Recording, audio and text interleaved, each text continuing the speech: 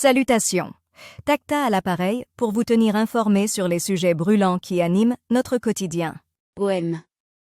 Polémique, menace, dépôt de plainte, Jérémy Stina se confie pour la première fois depuis Auxerre OM. OM. Polémique, menace et dépôt de plainte, Jérémy Stina se confie pour la première fois depuis le match à Auxerre. Détenu dangereux, mouvement restreint. À quoi ressemble la prison de haute sécurité de Condé-sur-Sarthe, où est incarcéré Mohamed Enra?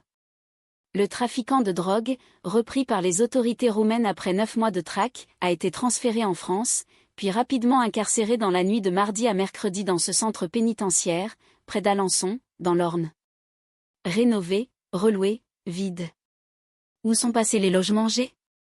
Loin d'avoir disparu du marché locatif, les logements très énergivores sont petit à petit rénovés, après l'interdiction de les louer depuis le 1er janvier, même si quelques situations de blocage ou de contournement persistent. François Bayrou réunit un comité interministériel de contrôle de l'immigration, sur fond de tension entre Paris et Alger. Une dizaine de ministres discuteront, mercredi, des moyens de renforcer les contrôles migratoires nationaux, européens et diplomatiques, selon Matignon. Le pape a passé une nuit calme et se repose. Ce mercredi matin 26 février, la salle de presse du Saint-Siège informe que le Saint-Père a passé une nuit tranquille. La veille, le dernier bulletin. Stellantis, plombé par une rentabilité en chute libre, Stellantis rechute en bourse.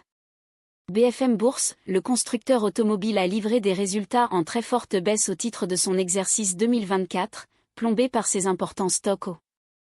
Des téléviseurs LED gigantesques vont-ils remplacer les écrans dans les salles de cinéma? Le Pathé Palace à Paris vient de s'équiper de 6 nouvelles salles où des murs de LED remplacent les classiques toiles et projections.